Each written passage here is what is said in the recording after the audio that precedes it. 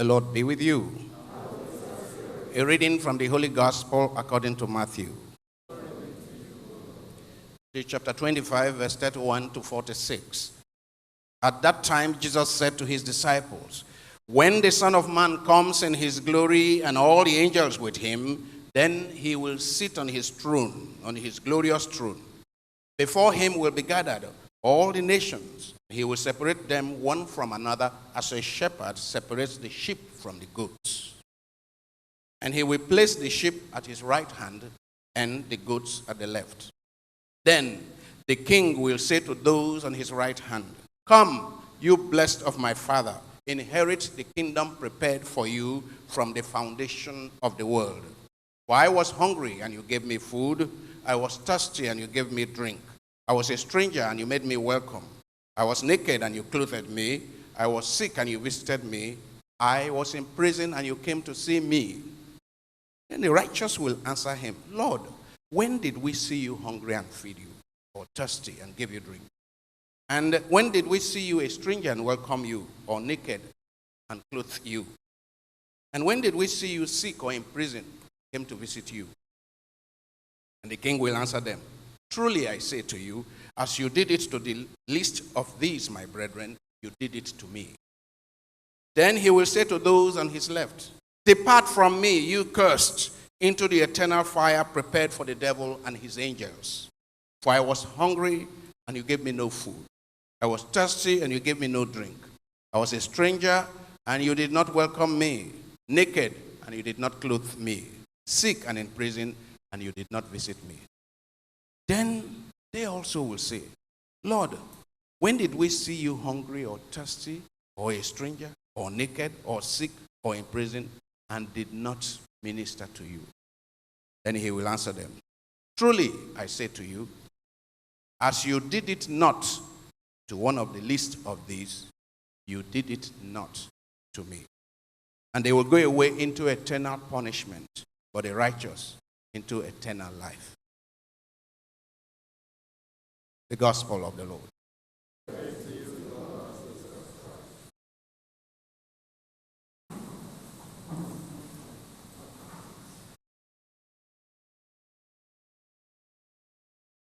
How lovely on the mountain are the feet of those who bring good news.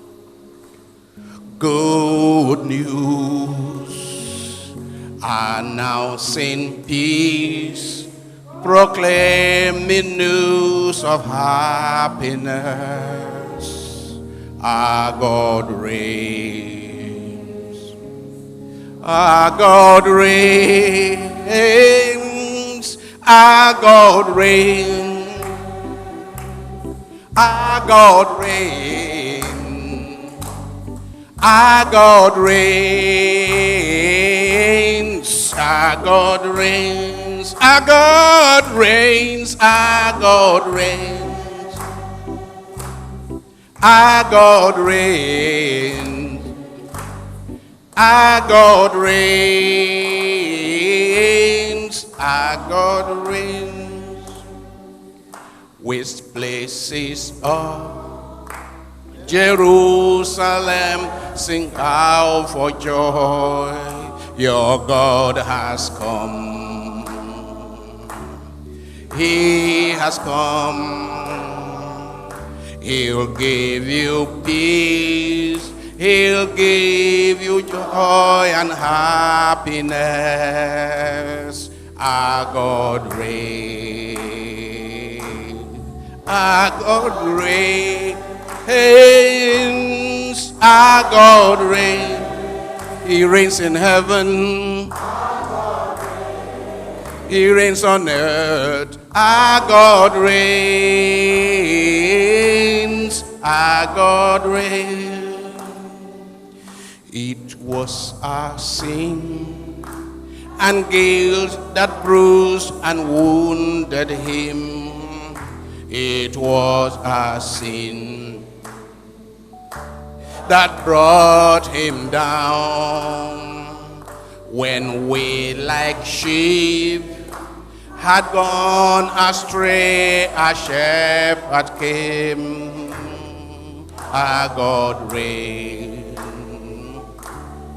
Our God reigns. Our God reigns. Our God reigns. Our God reigns. Our God reigns. Our God reigns. Our God reigns. He reigns in heaven. Can I hear all your hands? All.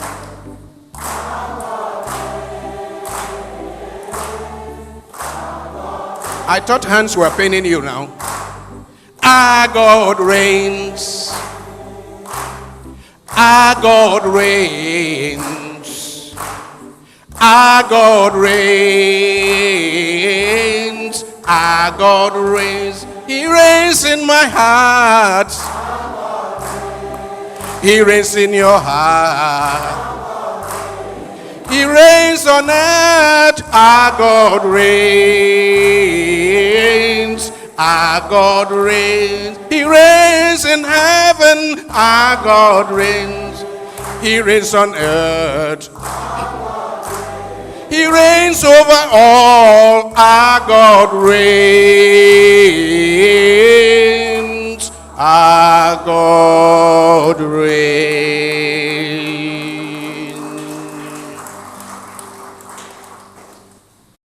Lead questions for today. Let's listen carefully. Today's readings represent or present us with images and symbols of Jesus Christ, the Shepherd King. You listen to the first reading from my Ezekiel, it's about the shepherd. And in the gospel, it's about the king.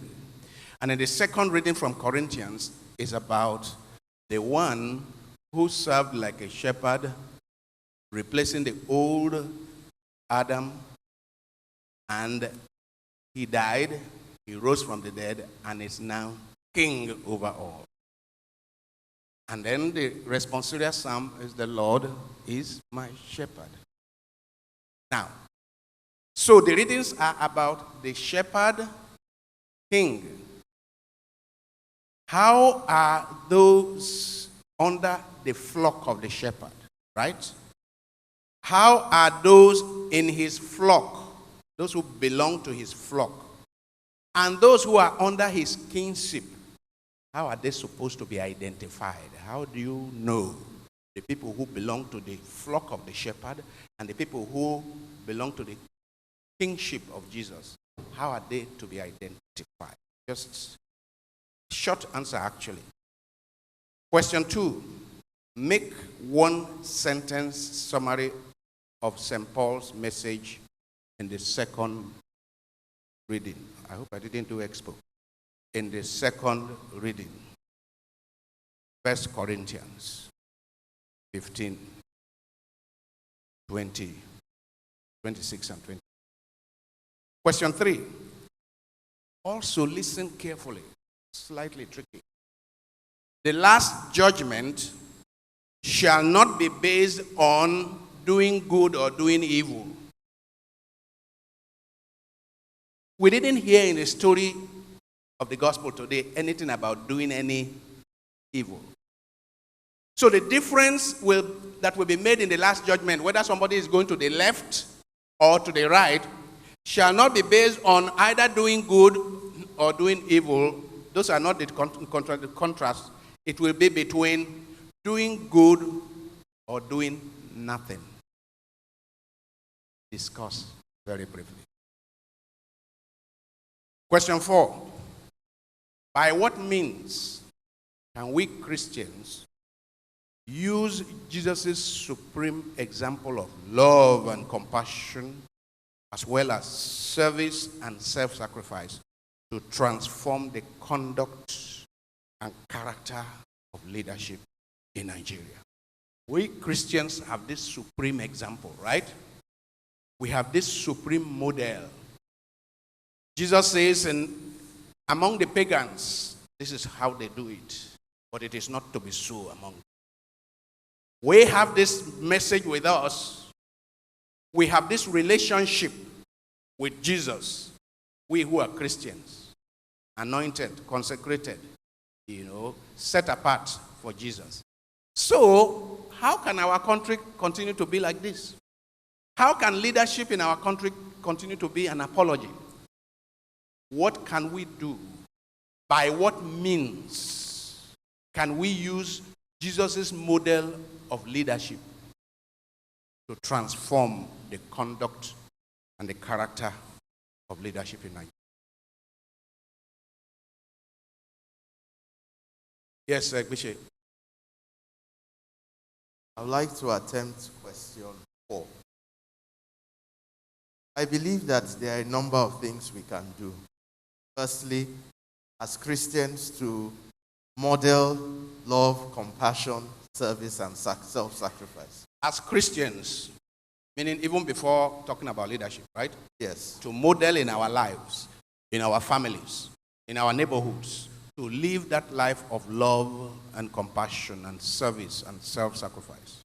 In addition to that, Father, we have a responsibility to be deliberate about teaching, mentoring, and grooming leaders in the line of love, compassion, service, and sacrifice. Meaning after we have made some progress ourselves along that line. Because as you know, even the way many of us run our families is not along this line. Even the way many of us run our organizations is not along this line.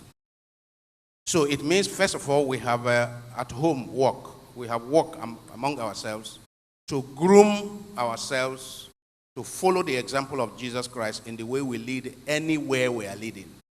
Whether it is the club from our home, or the school we are leading, or the organization like Lux Terra, or anywhere.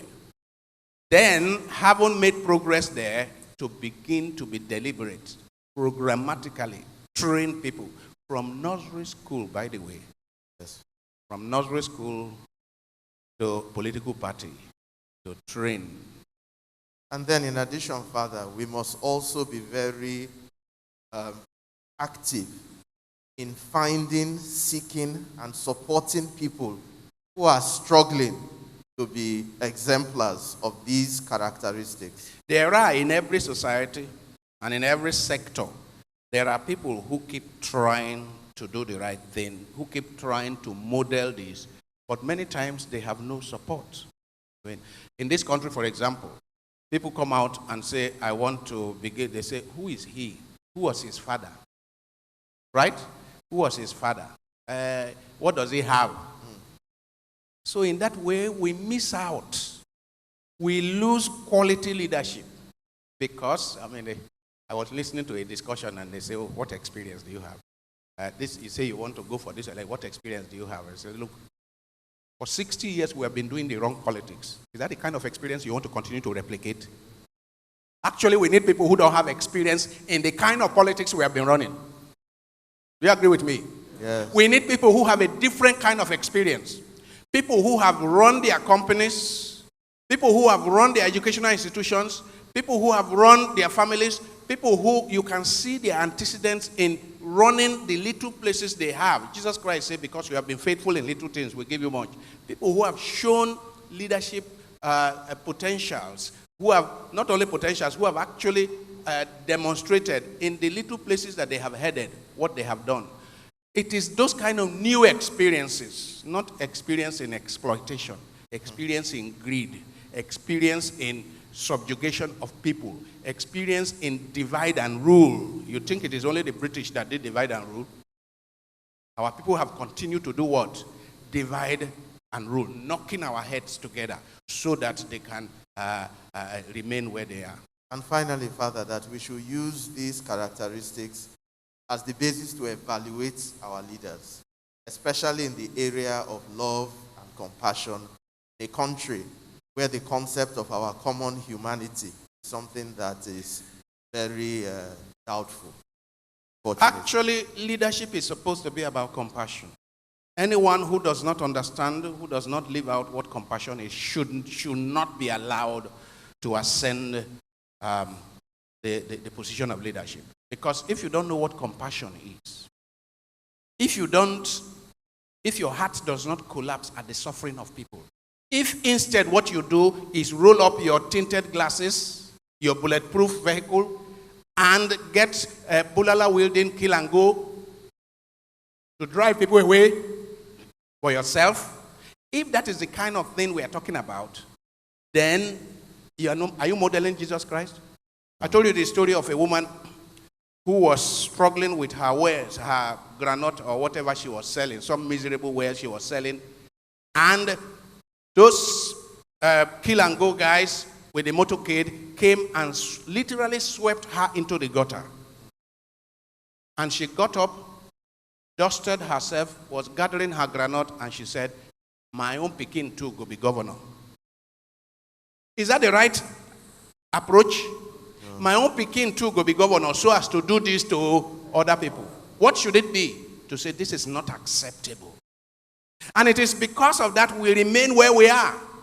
Okay, they did this to me. My own pikin too go be governor to do this to other people.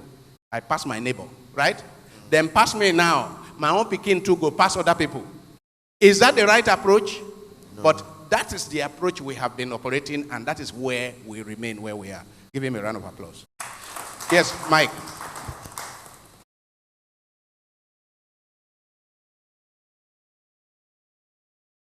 I want to attempt question number 3.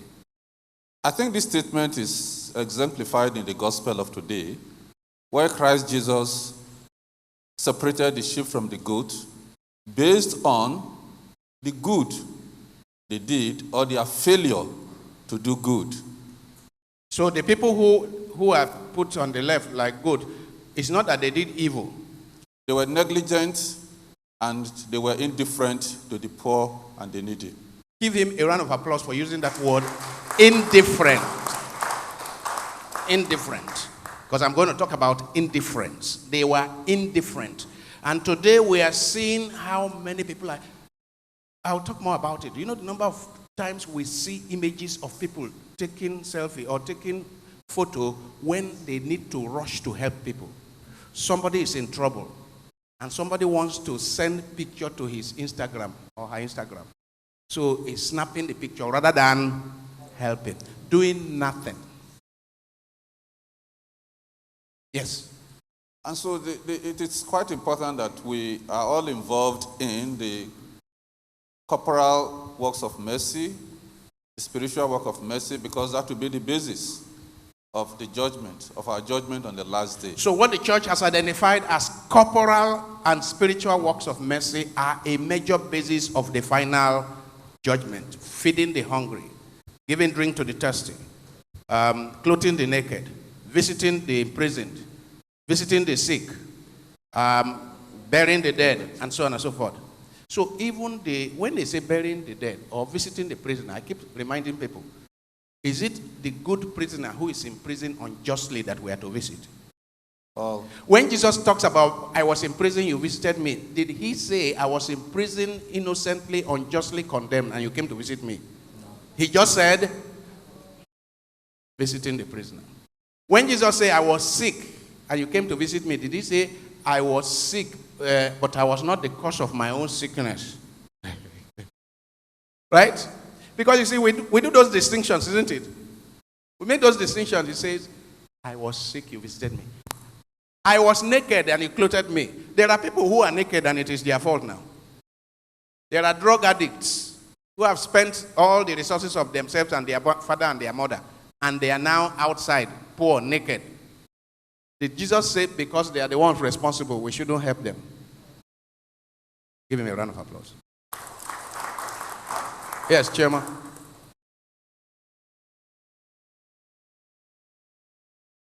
I would like to answer question 1.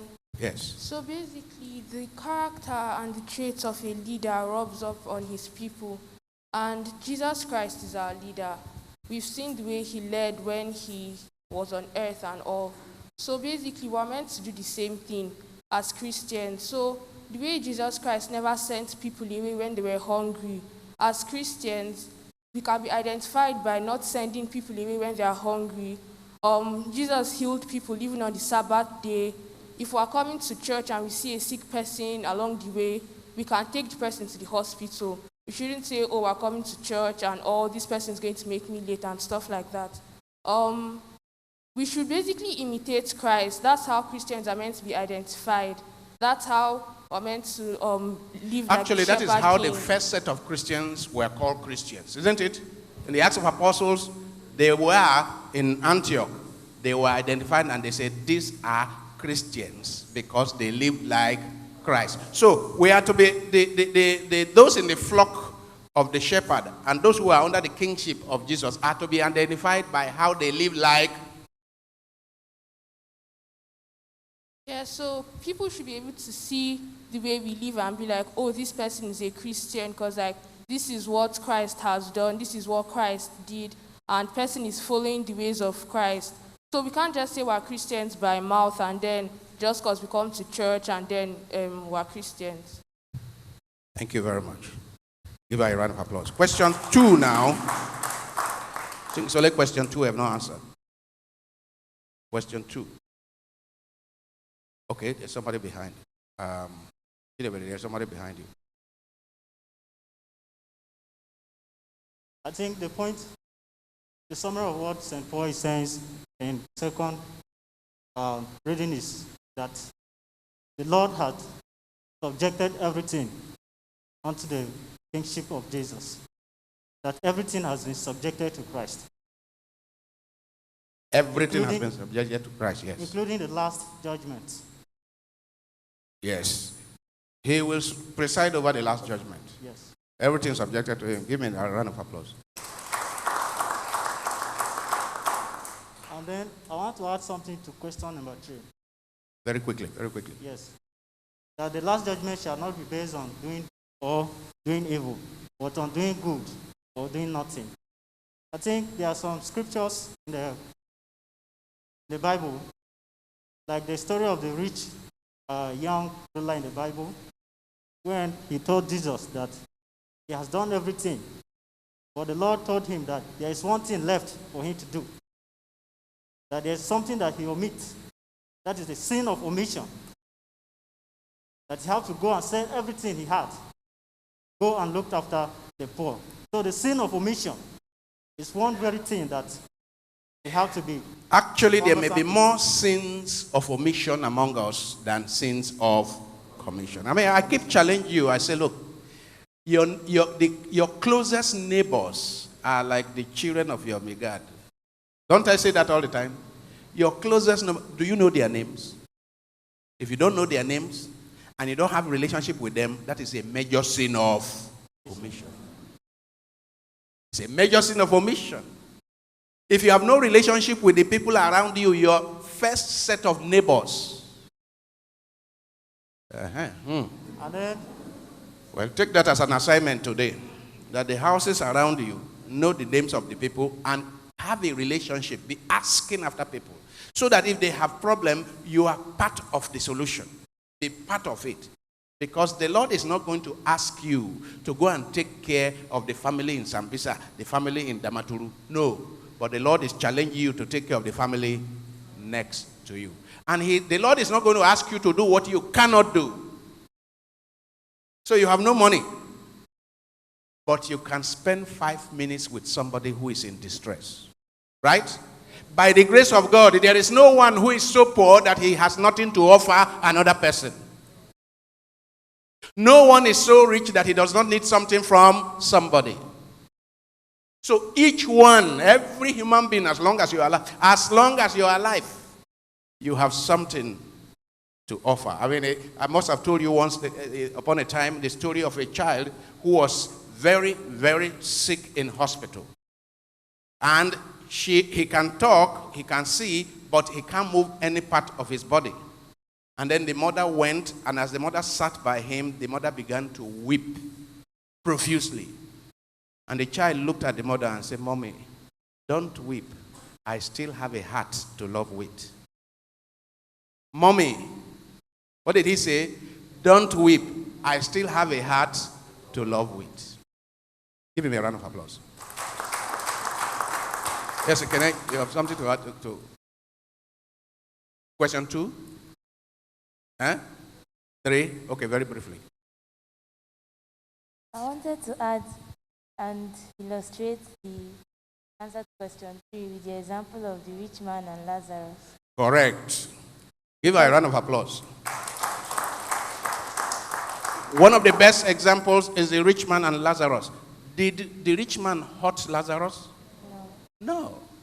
It is what he did not, he was indifferent.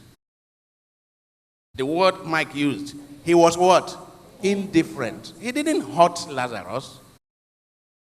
He just didn't care. He just was not sensitive to the needs of Lazarus. And I say that there are more, there may be more, there are likely to be more sins of omission among us than sins of commission. And we need to become more sensitive from today henceforth. Give her a round of applause. Okay? See, what is the nature of earthly rulers? You know, Jesus Christ says, among the rulers of the earth, when the disciples were struggling for power, say, among the rulers of the world, and he calls them among the pagans. And the people I have before me and those watching us are not pagans. He says among pagans, their rulers lord it over them. Their rulers make their authority felt. They show how much power they have and they threaten you. They seek wealth because wealth confers power, a lot of power. They seek prestige, high status. Rulers of the world desire to conquer territories and dominate and control people. This is what it means to be Oga in the world. This is not what it means to be successful in the world. You know, I keep saying that, look, even among us Christians, there is often a misunderstanding of success. Jesus has overturned our understanding of success.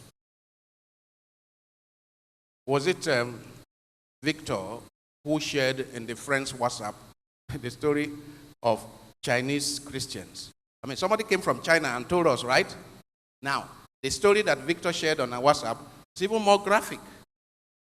The suffering that people go through to become Christians. And one of these days, we need to show that short clip here. How people are thrown into prison, used to be thrown into prison for holding a Bible, and how in prison people smuggle just text, little pages of scripture text to them. And because if they are caught, they will be seriously dealt with, they memorize those passages. Some of these people came out of prison after 3 or 4 years, and they could literally recite the entire New Testament. How? He says, since we cannot hold the Bible, any little passage we see, we commit to memory. We memorize. Are they successful? Very successful when it comes to the parameters of Jesus. But our own concept of success is that we have everything as we want it. That's wrong. That's not the story of Jesus. That's not the story of the early disciples. That's not the story of the best of our Christians through the ages.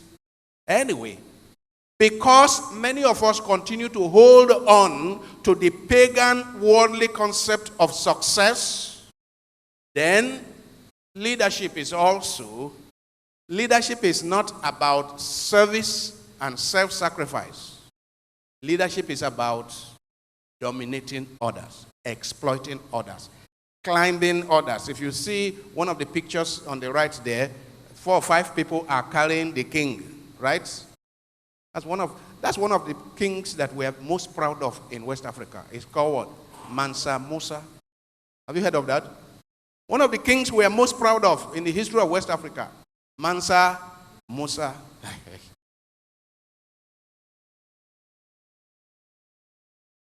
Then, leaders, kings have a retinue of orderlies and security aides. I live on the road to the airport, and you need to see when big people are going to the airport. When big people are going to the airport, They drive like it is wartime, and then there are 20, 25, 30 vehicles. And whereas general hospitals in many parts of this country do not have ambulance, there is ambulance taking our leaders around. Do you understand? There is ambulance. And sometimes I believe there are doctors in those ambulances.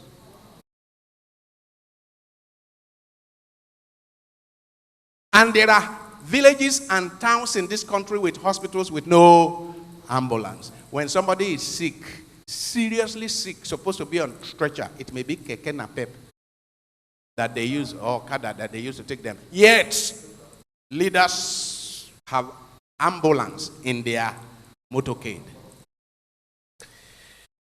Now, this is earthly leadership, earthly rulership.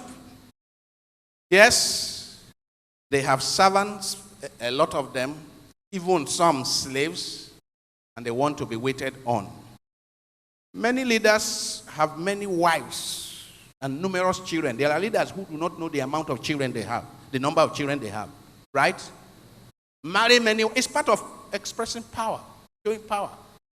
And every territory that they conquer, they plant their seed there. Gregory, why are you laughing? They sow their seed in every territory that they conquer.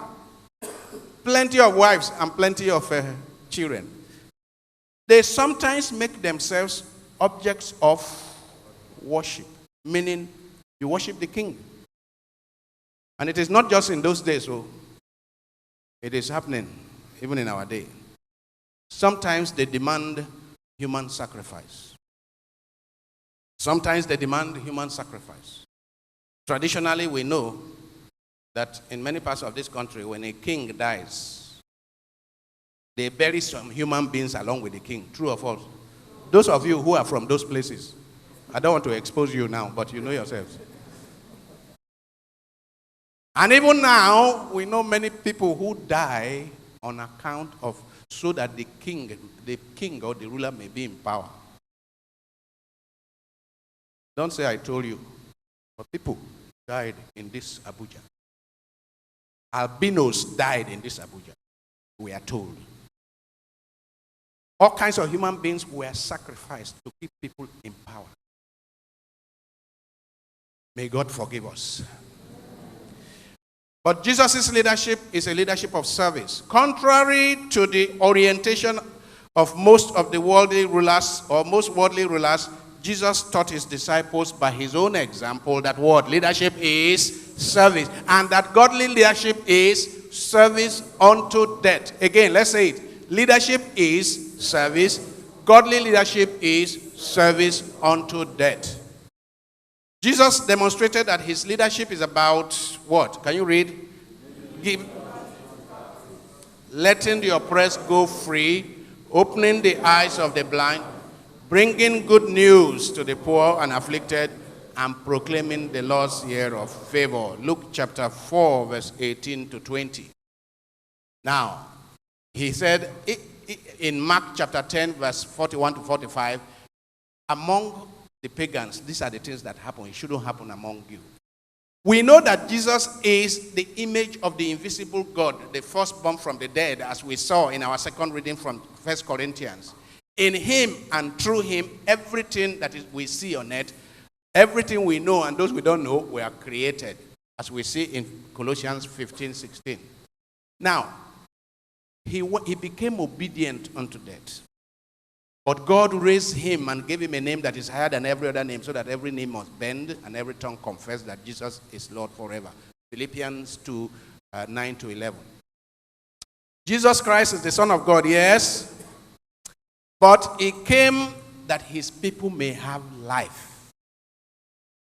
Life to the full. He lived a life of service in poverty and humility. He showed deep affection and care for the poor, the weak, and the oppressed. He even symbolically washed the feet of his disciples and challenged them to go and do the same. He laid down his life for his sheep and taught us the characteristics of a good shepherd. He died on the cross wearing a crown of thorns. So even as he hung on the cross, he was wearing a crown. He remained the king. But that crown was a crown of suffering, of pain. He commanded the devils and they obeyed him. So he had power. He ordered the turbulent sea and it became calm. He called Lazarus out of the grave and he rose up.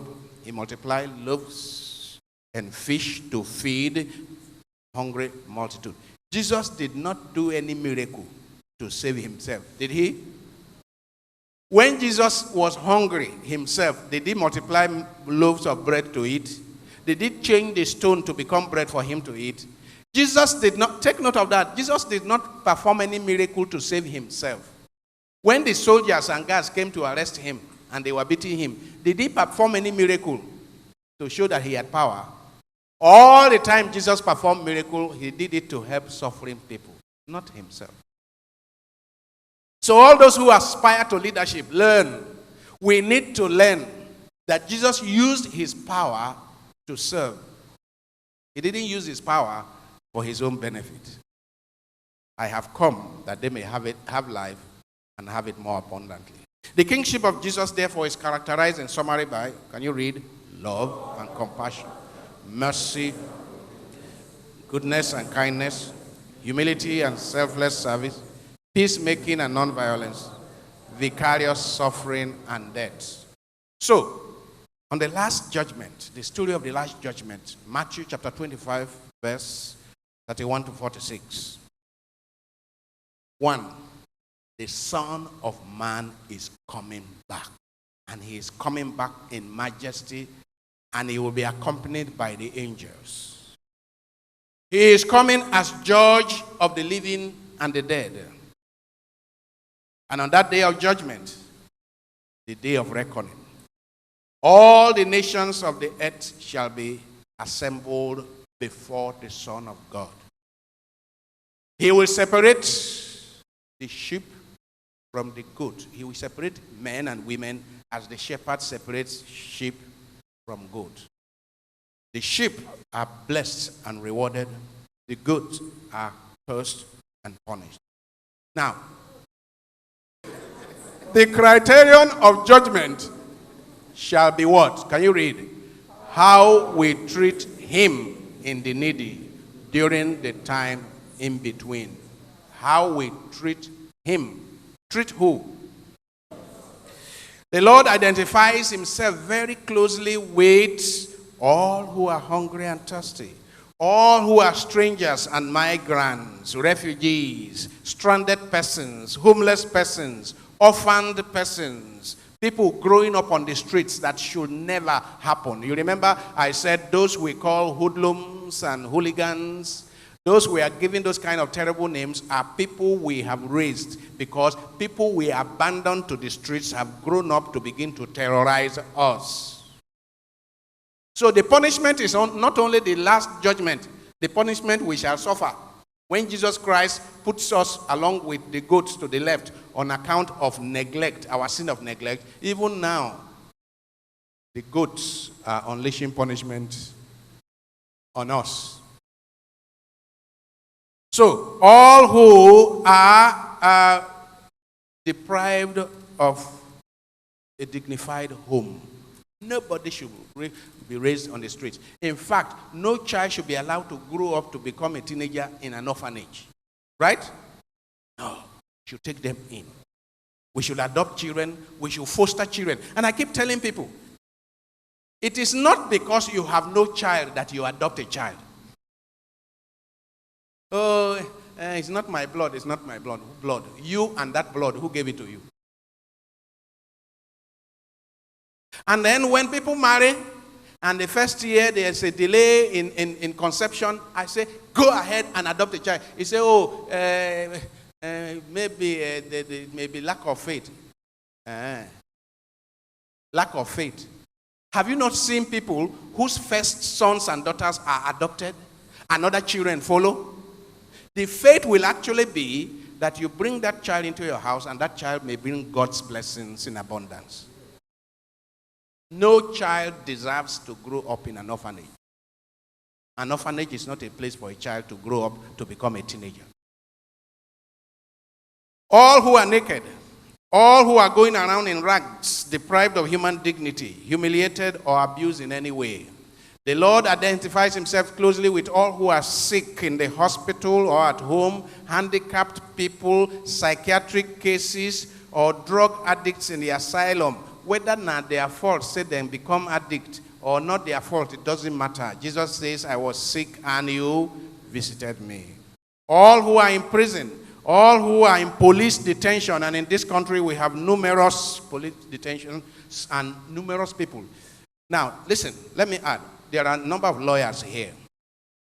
There are lawyers and judges that listen to us. In this country, people are not supposed to be locked up for more than 48 hours without being taken to court. And haven't been taken to court, they are, unless the offense is such a grievous one, they are supposed to obtain bail. And bail is supposed to be free. Now, we have the awkward practice, the very shameful practice of people in detention and have not seen the four walls of a court for 6 months, for 1 year, for 4 years. It is very shameful. And all of us are going to be held responsible. Now, by 2015, a new law was made that mandates high court judges, chief magistrates to go every month to police detention centers and free those who have no business of remaining there. And make sure they charge to court anyone who should be charged to court, who has not been charged to court. Make sure those who are there for flimsy reasons are freed. Do you know that till today, many justices are not doing it, many magistrates are not doing it. And where there is no chief magistrate, the law mandates the chief judge to appoint one of the judges every month to go. So when you see a chief magistrate, when you see a chief judge, ask him, when last did you go to the police station? I'm telling you, sir, my lord, your lordship, when last did you go to a police station to check if they have any detainees in order to, because you have the power. I keep getting reminded that, you know, in this country we have the laws, but the people who are supposed to make it work are not making it work. Can you imagine your son? Can you imagine your father? Can you imagine your sister being in detention for 5 years without being taken to court? And some people are in detention and their relations don't know where they are. And yet, the law says, when you go to the police should contact your relation at their own expense, meaning using their own credit. Otherwise, they have no business holding you. Where is Solomon? Are they here? Mary, you they here? Where are the other lawyers? Can you people hear?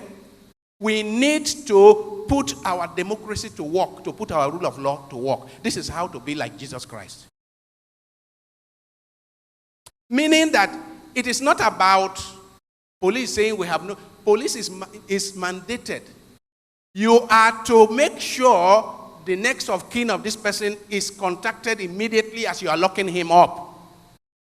So how is the person going to get a lawyer and so on and so forth if, you know, then when you cannot reach the relation, you are supposed to call the legal, police is supposed to call the legal aid council. What do you call it?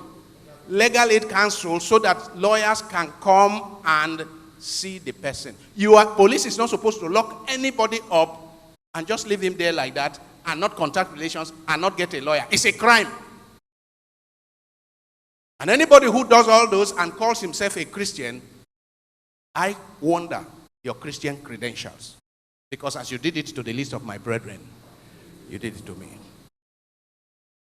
We know that the reason Christ is present in his word, he is present in the sacraments, he is present in the worshiping community like this. We must now know that he is also present where?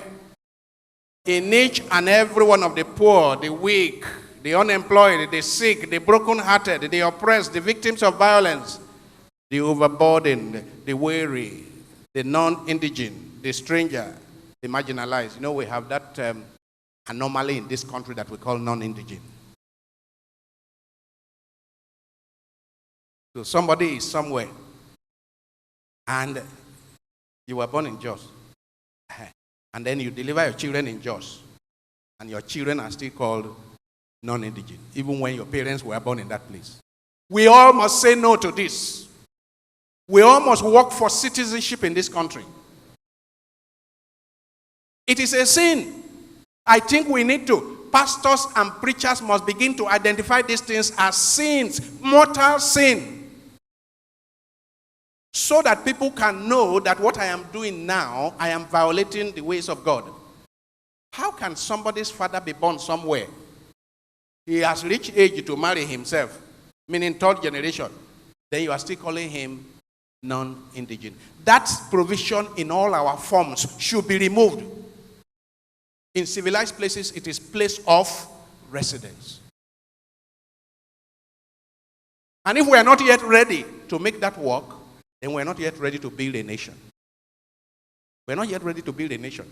We have that problem between the north and the south, between the east and the west, but we have that problem within the north. We have that problem within the east. Is that not true? You go and ask, when they created Ebonyi State from Enugu, go and ask Chidebere what his people suffered. Right? Within the old Enugu, or within the old Anambra, or within the old Delta and Edo, go and find out. We are not a serious people, are we? And in the case of Chidebere's people, some of them, most of them were born and grew up in Enugu because they had no other place, but they were told to go home. So they had to now begin to go and ask. My late father said we are from.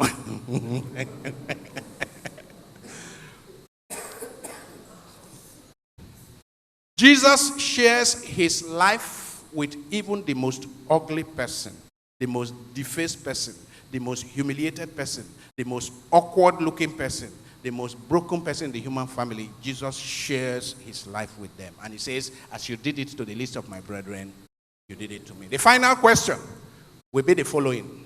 Can you read it? Did you love me sufficiently in the hungry as to feed me? Feed them, yes. 2, did you see me clearly in the prisoner as to visit them? 3, did you recognize me powerfully in the sick as to spend time at their bedside? 4, did you acknowledge my presence in the naked as to clothe them? For Jesus Christ, how we behave towards one another in the world has eternal consequences. Can you say that together? How we behave in the world towards one another has eternal consequences. Yes, our little acts of kindness, our little acts of human graciousness and charity and forgiveness and hospitality, they are grounds for us to be welcomed into the fullness of the kingdom. As you did it to the least of my brethren, you did it to me. So, giving food to the hungry, giving drink to the thirsty, what Mike called the corporal works of mercy, housing the homeless, the naked, the stranger, giving clothes to the naked, spending time with the sick, visiting the prisoner. The kingship of Jesus is hidden in these bodies, in these human beings, in the bodies of the hungry, in the beds of the sick, in the wheelchairs of the disabled. So when you see a disabled person struggling with a wheelchair, Jesus is hidden in that place. Do you understand? When you see the sick struggling on the bed, Jesus is hidden there.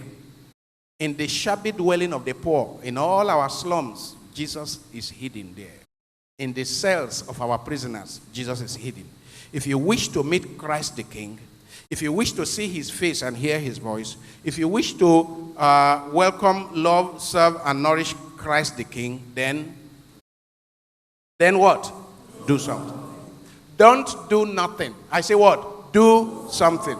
Reach out in mercy to the poor and the needy. Now, in an award-winning book, Nobel Prize for Peace winner, Elie Wiesel, those of you who read would have heard his name somewhere. He was a survivor of the Auschwitz torture chamber. Elie Wiesel declares, he says what? The opposite of love is not hate, it is indifference. The opposite of education is not ignorance. It is what? The opposite of art is not ugliness. It is what? The opposite of life is not death. It is what? Please read about it. Read about Elie Wiesel's experience when he was in the torture chamber, which is why he wrote about indifference. He wrote a lot, spoke a lot, that the worst problem of human beings is not that they do evil, is that they are indifferent. Those who were condemned in today's gospel are the indifferent spectators who refuse to get involved. In 2013, some of you will remember that when Pope Francis was appointed, the first place he traveled to was what? Was where? Lampedusa. Was the place where refugees, a lot of refugees died at the Mediterranean Sea, right? In 2013, Pope Francis condemned very seriously what he identified as the terrible malaise of the 21st century. What did he call it? The globalization of indifference, by which people are becoming more and more apathetic to the suffering of others, closing their hearts to the needs of others, closing their eyes to what is happening around them. The presence of Jesus is hidden among the suffering poor. Their vulnerability is his own vulnerability. Their suffering is his suffering. Wherever their needs are acknowledged, Jesus, is recognized. Indeed, Jesus is touched by every act of mercy. Can we say that together? Jesus is touched by every act of mercy. As you did it to the least of my brethren, you did it to me. So, from a Christian point of view, there is only one real failure in life. There is only one real failure in life. It is the failure to love. And in the evening of our lives, St. John of the Cross had said something like this.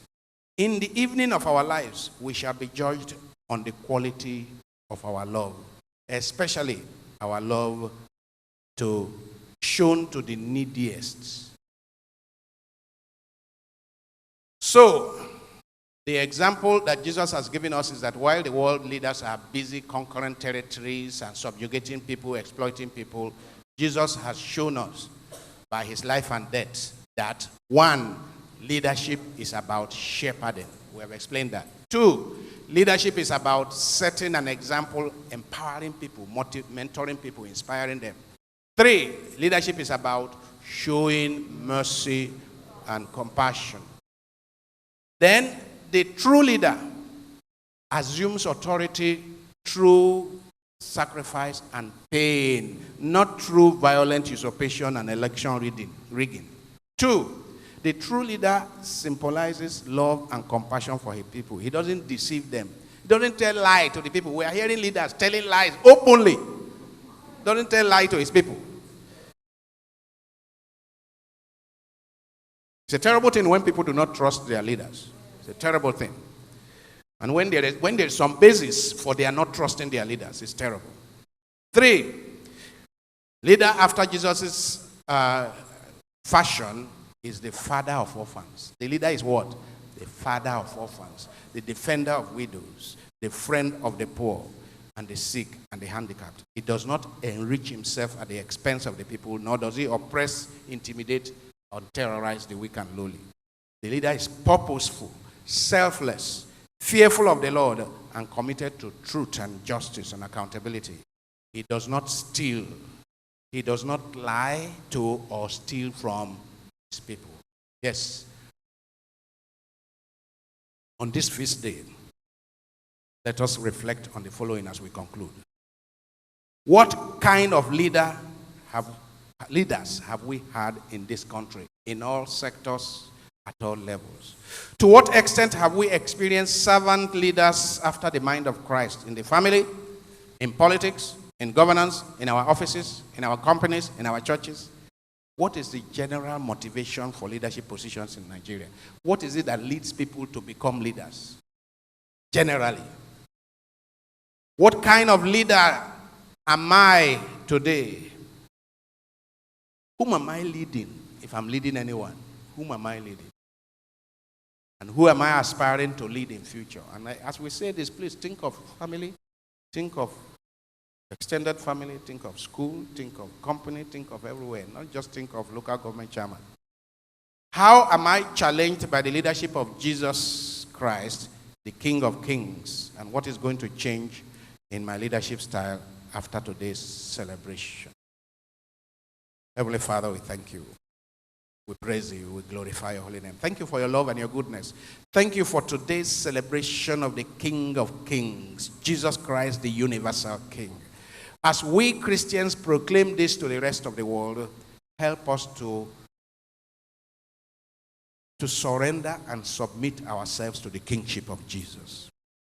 Grant us the grace to be fully surrendered to the kingship of Jesus.